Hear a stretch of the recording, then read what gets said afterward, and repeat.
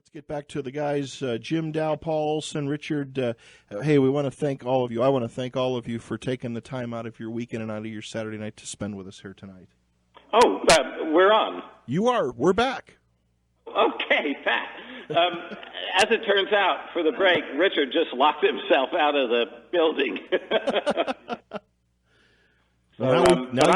Now you give us all the trade secrets, guys.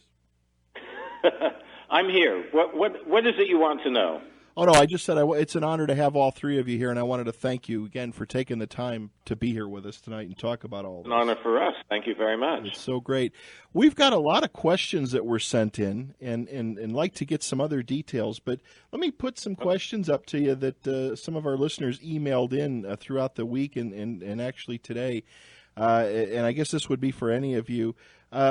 With the Enterprise, there's the dish that's on the front, down at the bottom, the reflector dish. How did you guys get that to light up? Well, that's you, isn't it? Yeah, that's it. Excuse me. That's a translucent dish, and it's lit from inside. Okay. And it's edge lighting. Gotcha. That looks with the up close shots, it sure looks good. Yeah, well, there's detail built into that. What's being back there, so there's a whole kind of geometry behind it. Gotcha. So, can you guys go over? Carl writes in and says, Pat, could you ask the guys if they would go over what we've heard the term Magicam. And what the Magicam process is. Could you guys talk a little bit about that? Sure.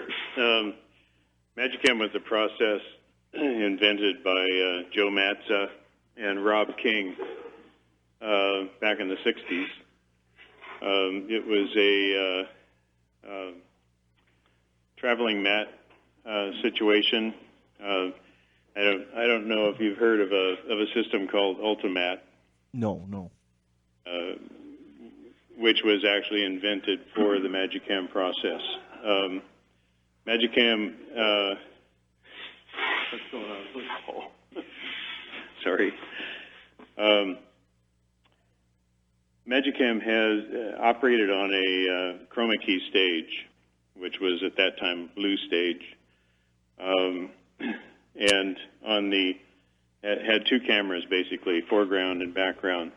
The foreground camera was mounted on a Chapman dolly that had been modified and was cabled through the computer to a gantry camera in the background, which replicated all the moves of the foreground camera in scale. Okay.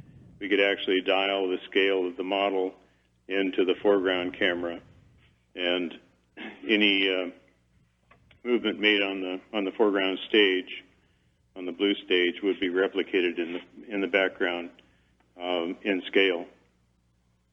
So the model then was placed under the gantry in the background camera, and the live action would take place on the chroma key stage in front of the Chapman camera. Interesting. The director then would have an instantaneous video mat of the whole scene, so the director could sit at the edge of the stage and direct from the monitor. The live action would have marks on the blue stage so that they knew where there were objects that they had to walk around. We also could replicate objects in the miniature with a blue shape, so that we could eclipse a person as you walk behind something, a column or something, or your shadow could fall on the shape, thereby being matted into the background. Was the Sagan project? Yeah, Carl Sagan. We did Cosmos, 14 hours of effects for PBS for Cosmos. You won an Emmy for that. Yeah, I won an Emmy for that. Wow. It was a very innovative system at the time. The problem with it was that it was strictly video, and it did not translate to film So it was kind of, the market for it was short-lived. Yeah, short-lived. Now, you guys also built the dry dock too, correct? Yes. And when the ship, now again, just looking at some of the pictures that I've seen on the internet, there's quite a few of them out there that keep popping up. I would assume that these models, these massive models, were built and they were brought to a stage where they could be. Obviously, the models didn't move; the cameras moved, and then the model was up inside of the dry dock. That had to be an unbelievable feat. And then, of course, when we see the filming, you know, the sequence of, you know, Kirk coming from the office building or whatever that is, the office complex, ship, and coming over and doing the flyby and that. I just look at that today, and that had to be just an enormous amount of work to do that. The models shot with the technology that we mentioned earlier, motion control. Mm-hmm. So the models were varying in size depending on what shot was. So that travel pod that flew complex to the big tour around and the reveal of the Enterprise was a model that was about 2.5 feet long overall, maybe a little smaller than that. It was mounted on an armature so it could rotate in certain ways. And it had a projector inside of it that allowed us to rear project the footage of Kirk on the rear projection screen, and then there's a windshield over that and lighting.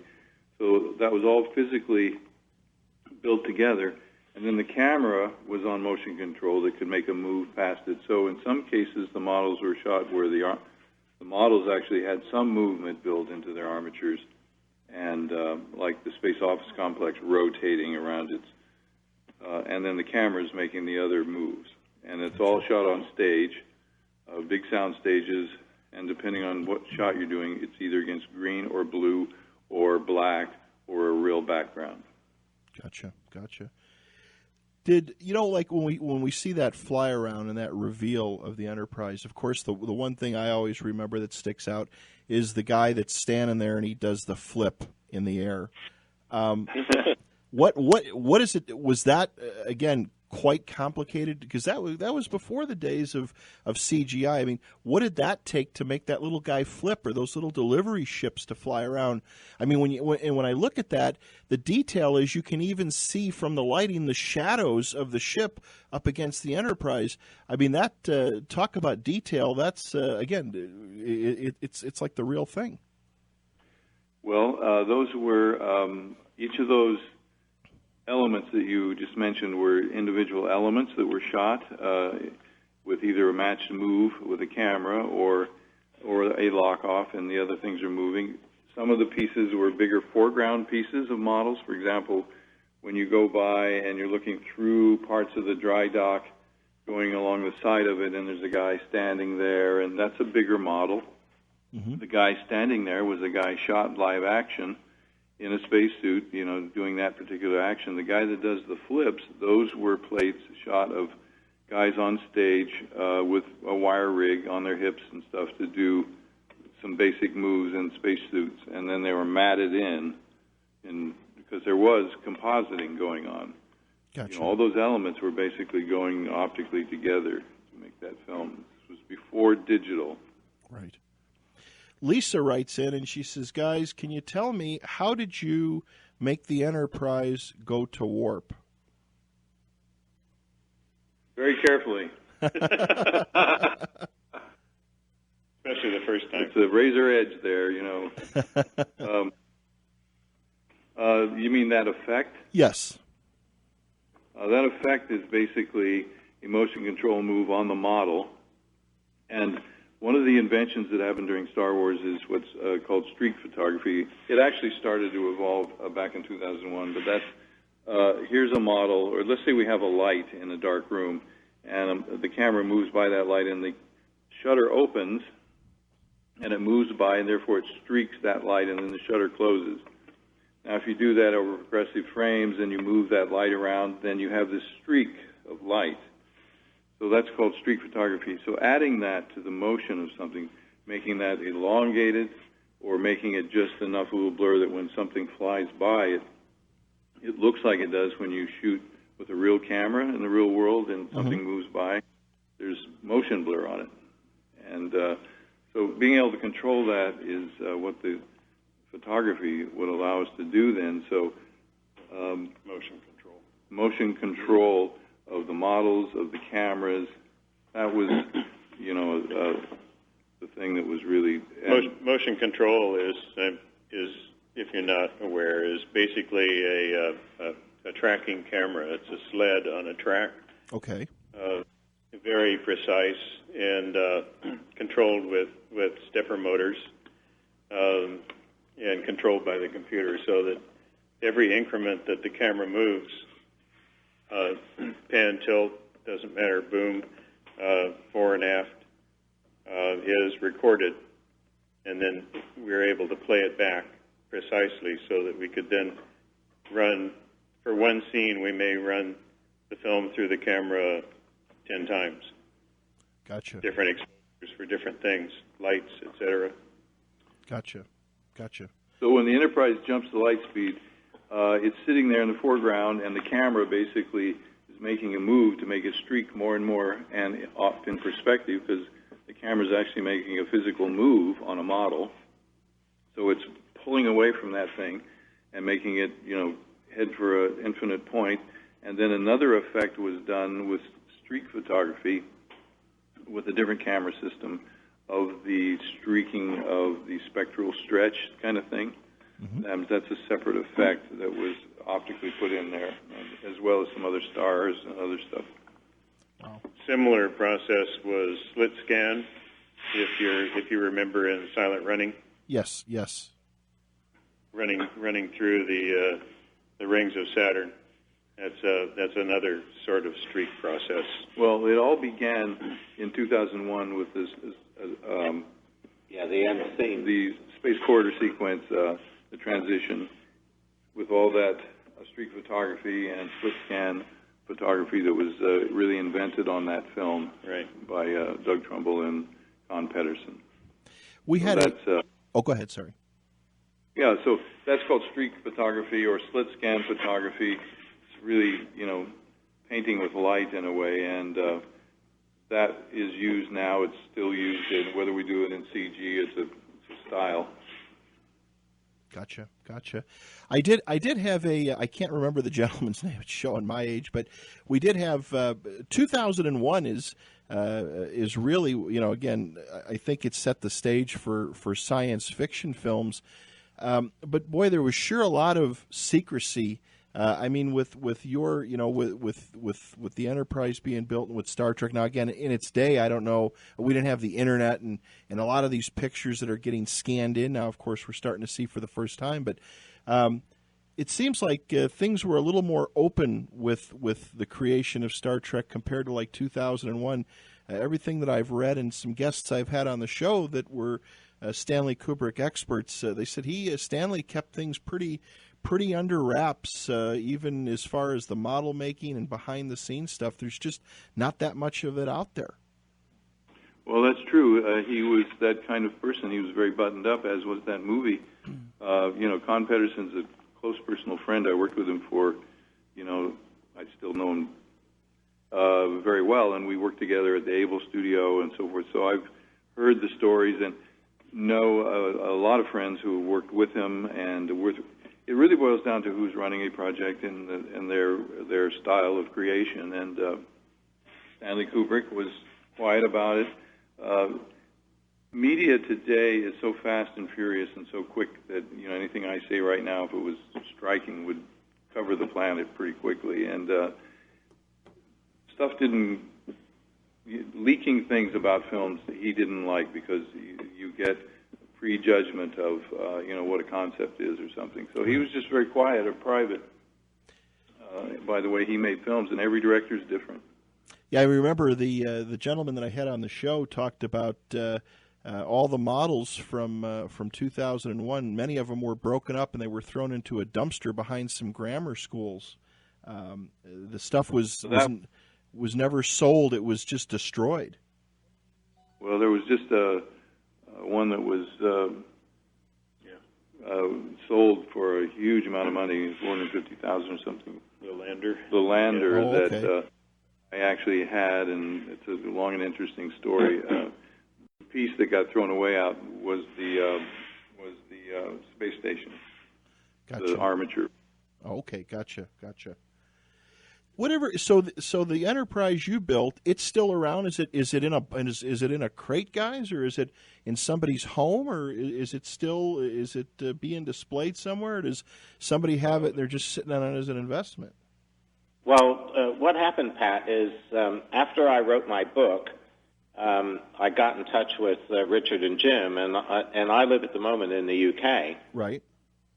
And then flew over to meet with them, and I hadn't met with them for 35 years at that point. And so we got together, and I taped an interview with them, which you can access if you buy the e-book or get any of the premiums. And we wondered what happened to our Enterprise, so I thought I would try and find out. And I did a lot of digging, and I went up a lot of blind alleys. But what Paramount did is in 2006 at Christie's in New York, they auctioned off a bunch of models, and they auctioned off our Enterprise. But it was in such terrible condition, with the paint job being dulled down, as Richard mentioned earlier, but then being mishandled. It's chipped, bits of the type and the logos are coming off, because in subsequent movies, CGI was coming along, and they only needed the Enterprise to map and model the model as it flew through space, and they could fix it in the mix, if you will. So there was a lot of bidding on the model, and it went to a private buyer, and I thought... And remaining anonymous. Yes, and the private buyer obviously wants to remain anonymous, but I thought I knew who it was, and a lot of people thought they knew who it was, and so I tried to track that down, and it wasn't that person, and then somebody else said, oh, no, it's not them, it's this one, and so I tried to track that down, and it wasn't that person. Both of them are very wealthy and very well known, and so somebody else bought it. And So what you're saying is it's sitting in Shatner's garage? No.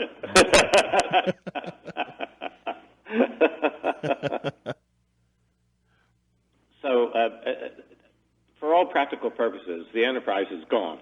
Gotcha. And Star Trek is without its most valuable, loved, recognizable icon, and everyone who loves Star Trek loves the Enterprise for Star Trek the Motion Picture, because that's the first time they saw it on the silver screen, big, blown up, that hits you in the face, not on a little, 17 or 21-inch TV screen, low res.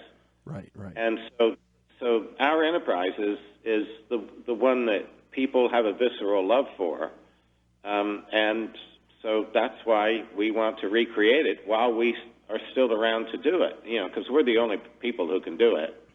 If anybody else did it, it wouldn't mean anything. But right. If we do it, then it's it's a continuation of the whole wonderful aspect of Star Trek. Yeah.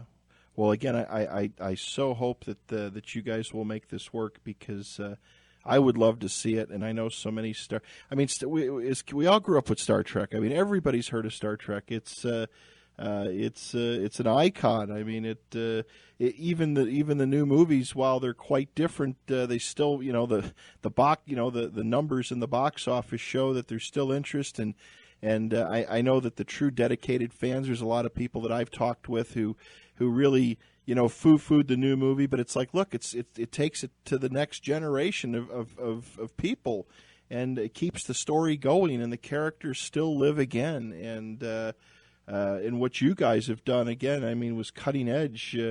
to build what you built. And again, I just hope it all comes together. And I would love to see it here in our town. I'd love to see it at Comic-Con downtown and get a look at it, and more so meet the three of you if you go on tour with it.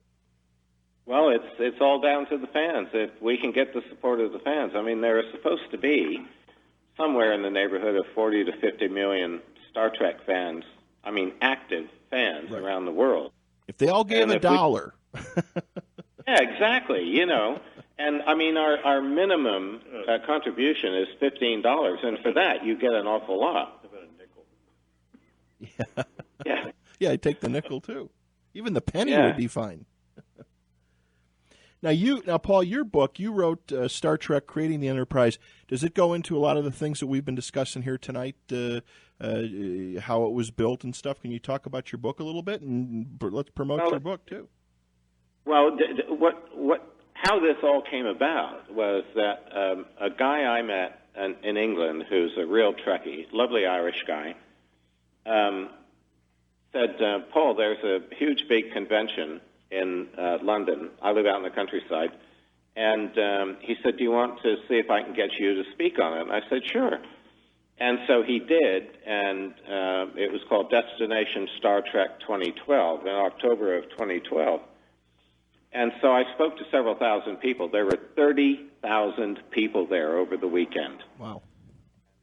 I was just blown away, and I met so many wonderful people. I had a most wonderful experience. I gave 5 different talks over the 3 days.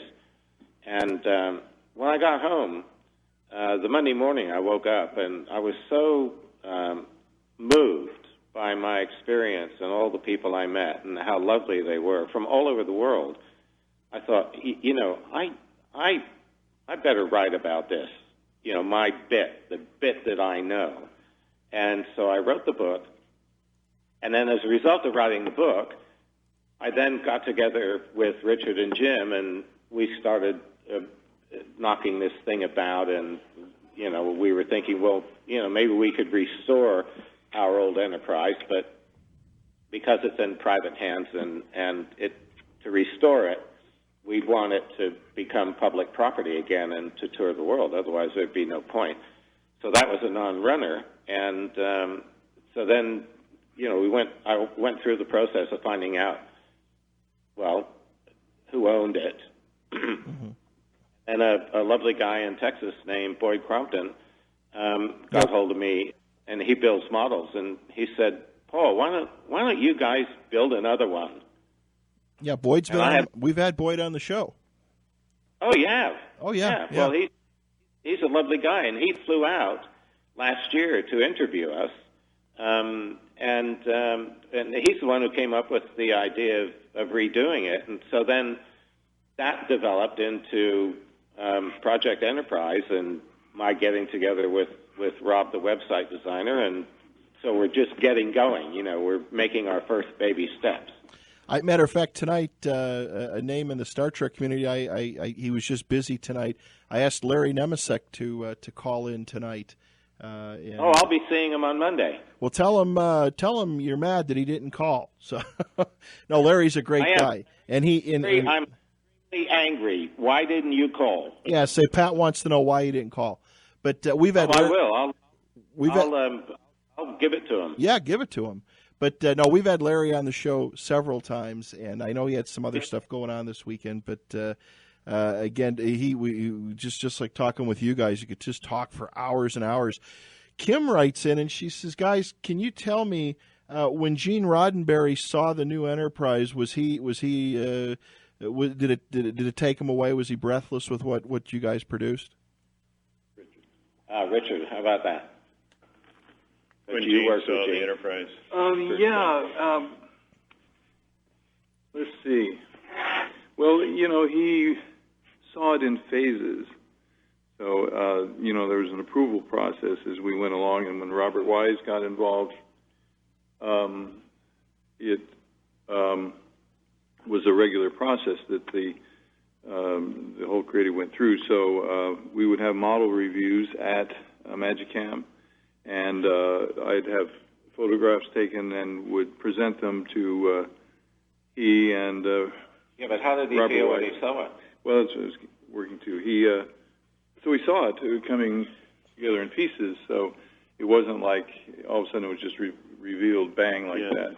So I wasn't there the moment he actually finally saw it lit, on stage, and that's it. Yeah, that's really it. It was after it moved over to the stage. To Maxella, yeah. But I do recall the day that Robert Wise came over and saw the dry dock finished, and he was knocked out. He was floored. I have a photograph of him that I love because I took my car keys and we did the handing the keys over to Robert Wise. So I handed him the keys, and he had this huge grin on his face.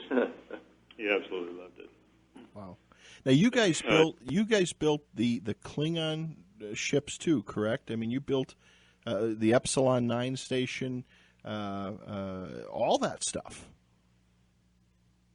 Epsilon 9 station. That was the one that was hit by that first meteor attack. Okay. Yeah. We built it all, every bit of it. Well, again, it's your work is amazing. Terry writes in and says, guys, can you tell us, did you build the Reliant for Star Trek II, or did somebody else do that? I believe that was Greg Jean. Had nothing to do with... Yeah. We after Star Trek the Motion Picture, we moved on to other projects. Gotcha.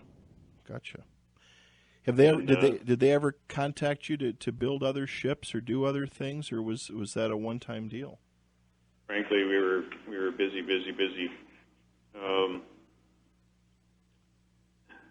And it went on to ILM, and my brother works at ILM.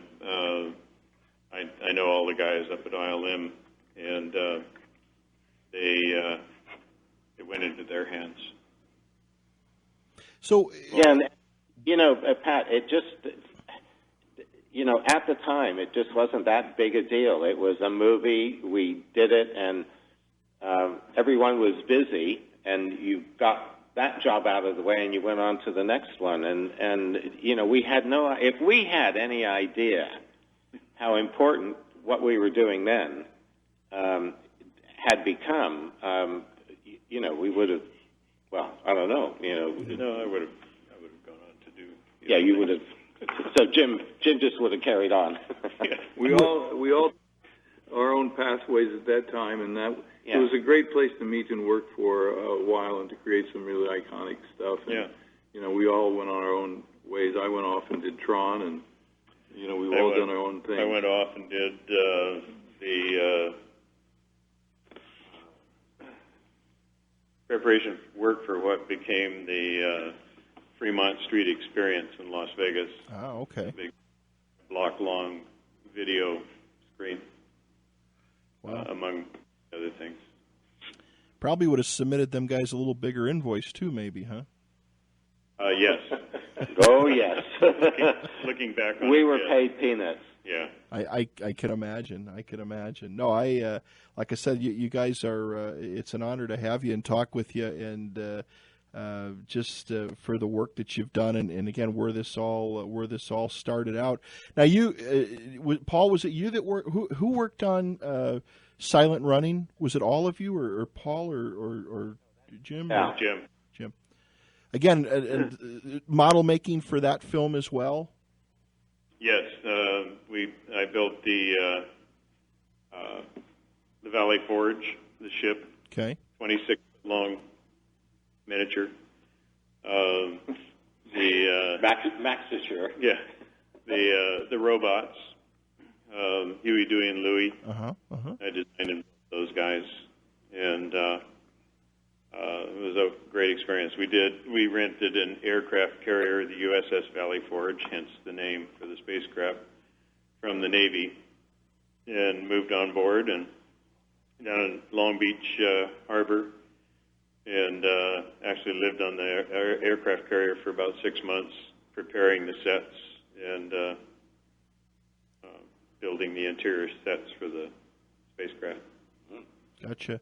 And then now for Close Encounters, did you do the big ship for that as well? I believe you mentioned that. I've been trying to write notes down. I'm sorry, say again? Did you do the large ship for Spielberg's Close Encounters? Yes, I did the mothership and all the small spacecraft. In fact, there's one scene that I like to point out. We had run out of spacecraft on the mountain scene where they're flying around the curves on the road. Yes. And we needed one more. So we were shooting all these things in a smoke room, room filled with smoke, lined with black velvet. And I took my respirator off. We put lights into the filters in the respirator, and we put it on the motion control machine. And it's actually one of the last spacecraft that you see is my respirator flying. Oh, the little the triangular shape thing. Yes, right. Just a little black triangular shape with lights in the filters. That was a fun project. There are a lot of Easter eggs in that one. It's been, I think people have probably found most of them, but there's a Volkswagen bus upside down on the mothership. That's when the mothership comes up over the mountain, you can see the Volkswagen bus. I never saw that. R2D2 is there also. I never saw. I'll have to take a look. I all these little things, and especially I'm gonna have to. Well, in the windows of the Enterprise, are there in the film? If you look carefully, can you see some of those things that you guys put in there? Not. No. We built so that you could if we ever got close enough, but no, not the shots that ended up in the movie. You will find in the numbering system on the outside of the dry dock, you'll find all of our birth dates and so on. There's a lot of Easter eggs there. Interesting. When you guys were building the model, this is one of my questions. When you were building the model, was the actual filming taking place at the same time? Were they on on their sound sets or on their stages? Were they filming it, or did the model come after or before the actual filming began? It was actually the models began construction probably, I would say, concurrent with the set construction. And the live-action photography probably was pretty much concurrent with the miniature photography at that point. Gotcha. Yeah, it was all the live action was well finished by the time by the time I finished the Enterprise, and then I went on to design special effects to hook up with live action scenes. But Paramount wouldn't let us see the scenes we had to hook up to because they weren't happy with the live action scenes they shot. And so all we had was storyboards to hook up our sequences to. Now, in the director's cut, did they? I know some of the things that I again, after seeing the film so many times, I know there's the one I think in one of the early releases of the VHS where I think it's either Shatner and Amoy's coming out of the bottom, and you can see all the scaffolding right behind them. It's like they forgot to cover that up. I mean, there's quite a few mix-ups. Did that get cleaned up in later versions? We don't know. I've got one of the original VHS tapes. I'll have to send it to you guys. And there's quite a bit of stuff in there that just it's like, wow, they you figure they would have moved it. You can actually see a stepladder and scaffolding standing right there. Oh, wow. Well, when the model was shot, after the lighting boys lit the model in the dry dock, right. And it was a closed set for 3 days. And then they brought us in, and we were all holding hands, and they had all the lights off, and then they turned on the lights, and everybody was just gobsmacked. I mean, to see that baby in the dry dock there, all dramatically lit. But Doug said to me, he said, Paul, he said, we're going to get light kicks off all the pearlescent paints, and we're not going to be able to light the model as hot as we want. Mm-hmm. And so they always had to light the model at a much lower candle power than they wanted. And so what you see in the movie is not a patch on how beautiful it really looked, because they had the lighting was so low as to not get light kicks off the edge of the model, so you could map backgrounds in behind it. That I think you see less than 50% of how beautiful the model really was. So nobody has really seen how gorgeous the model is, other than the people who worked on it for that first movie. Right, right. When you were, when you guys got finished building the model and that, was it kept pretty hush hush as far as did they allow you guys to take photos, or was that kept pretty quiet? It was really kept very hush hush. In fact, something that not too many people know about, I think it was AMT came out with a model kit of the Enterprise. Right.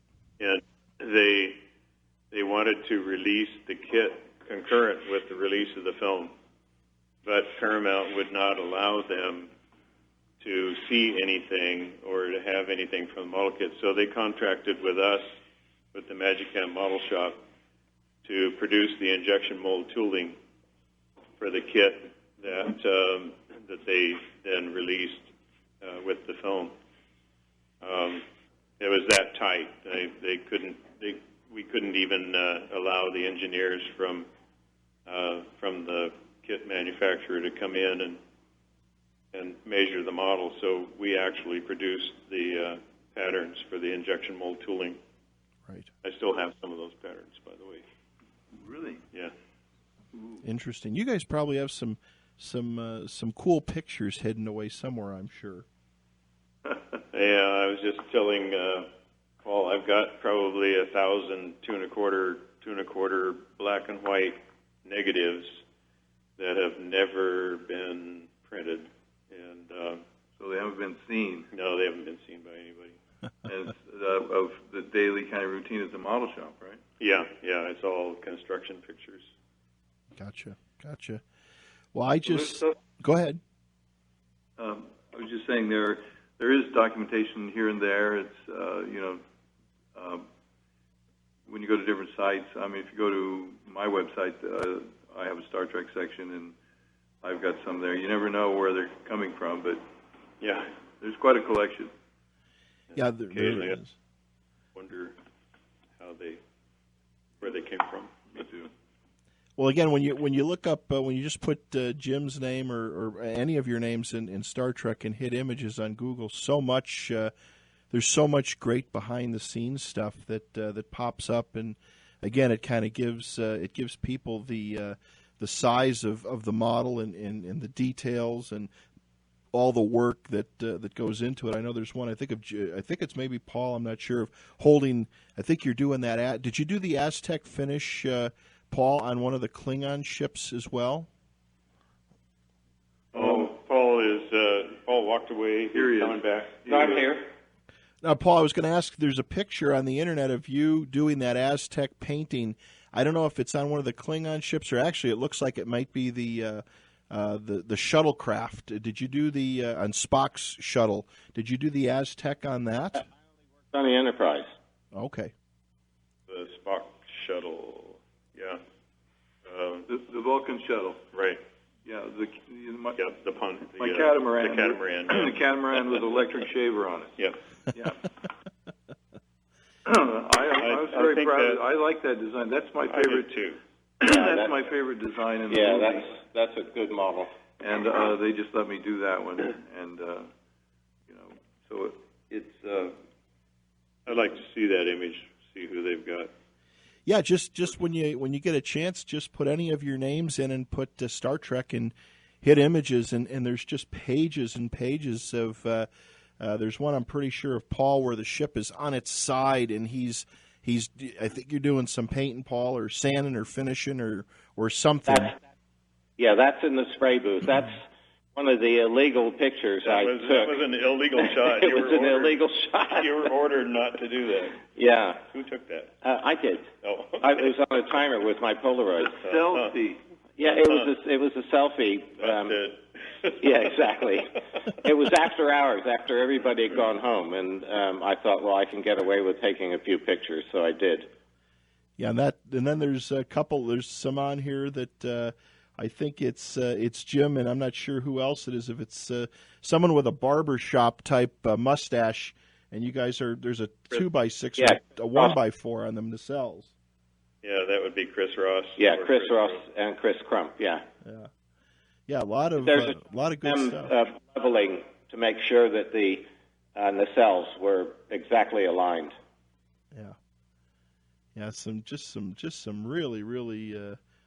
really. And did you do all the transport ships too? Because I'm looking at some pictures here of. Yeah, we did it all. The work. One of the other designs that I think is really a nice design is the work bee. I thought we really did a great job on that. The little yellow craft. The little yellow one with the with big the windows, grasping mandibles out front, and very cool. Yeah, that's a nice design. That holds up now. Those actually, there was one each of those craft. Gotcha. And the multiples are photography.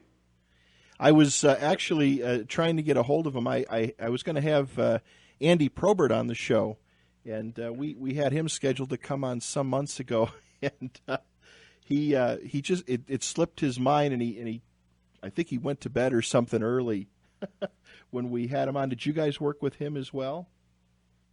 He worked for me when I put together my design team at Ables. I hired different people. Andy knew a lot about the Star Trek franchise, and he was a really great illustrator and had a science fiction background. So he was a part of the team, and he was assigned to work on specific pieces that I was designing. Gotcha. And he would do sketches along with other people, and then I would, work those. So he was a part of the design team, yes. Okay. So he went through, the project under my direction in the art department. Gotcha. Yeah, there's a picture here, Jim. You're working on a D7 class Klingon ship. That's the photo I have of you, Jim. Uh-huh. You got tape all over yourself, and you're meticulously masking things off. Just neat stuff to look at. Really, really neat stuff. That was taken probably the day that I realized there was no way I was going to be painting the ships myself.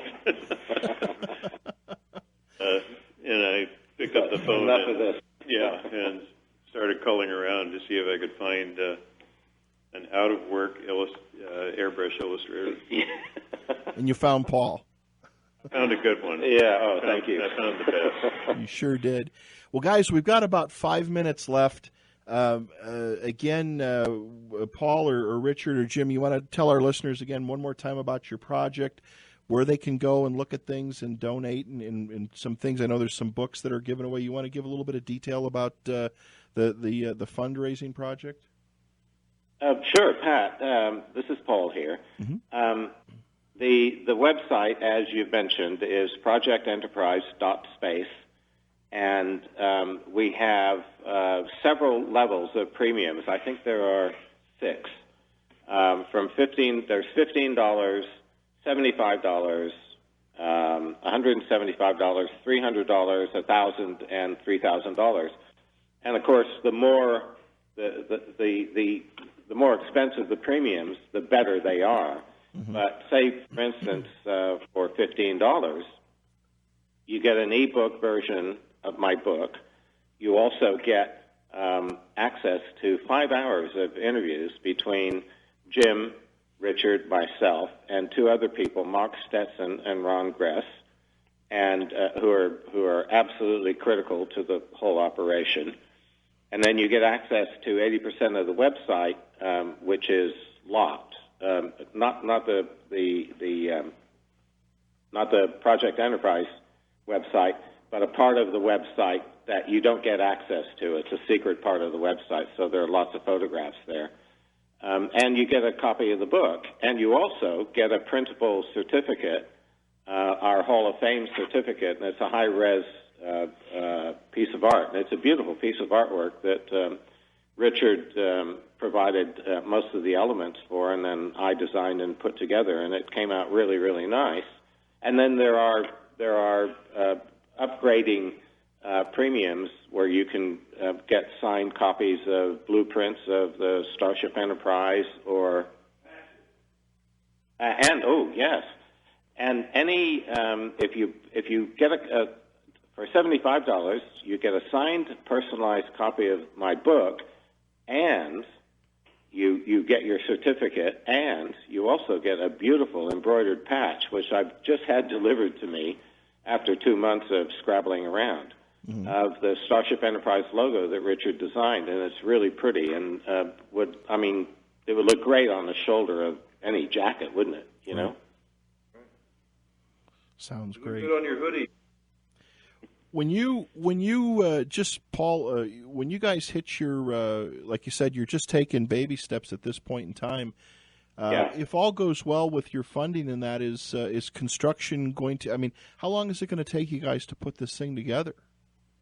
Okay, it's once we have the initial money in place, and it's going to take a considerable sum.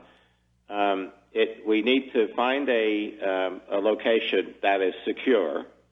That's also accessible for everyone we want to work on it. And Jim says it'll take 2 months to access all the equipment and the tooling and all the rest of it that we'll need. And then it'll take another 16 months to build the Enterprise and to paint it and get it all finished up, and also create the display and all the travel cases and all the sound equipment and picture equipment and electronics and everything that goes with it. So it's a huge undertaking. Right. Well, okay, Jim just said 2 years. Okay. and he's the man. So if he says 2 years, that's what it'll take. He's going to be gluing it together. Yeah. Or gluing us together. Well, guys, I'm sure. Go ahead. I'm here, Paul. Whose idea was this anyway? Well, I will promote it as much as I can, and I just want to see this work for you guys because, again, you created a piece of history, and I want to thank you for all that you've done because it's amazing. It really is. The Thank visual is, it's something to be proud of. It's to work on something like that, like you said, the tens of millions of fans out there that you brought this to life. You made it real, and I can't thank you enough. And again, it was such an honor to have you both here, or all three of you here. And when you see Larry, get on him, say, hey, you were supposed to call in, you didn't. And I hope that maybe a year down the road, or not that far down the road, if you're back in that area, we could get you all back on again and see where things are at. Again, it's been an honor to have all three of you here tonight and to give up your time and to be here. Well, Pat, thank you very much. It's been an honor and a privilege for us as well. Yes, thank you. Sounds good. Long and prosperous. All right, guys, we'll go out and have a drink on me and send me the bill and take care and or a few drinks. And again, thank you so much for being here. Okay, Thank you. Pat, Thank you. and I'll see Larry on Monday evening. Yeah, and let's stay in touch, Paul, through email, kind of find out how things are going. Absolutely. Okay, guys, thank you again. Have a good weekend, safe weekend. God bless you. Okay, and you. Thank you. All right, Tara. But good night. Bye-bye.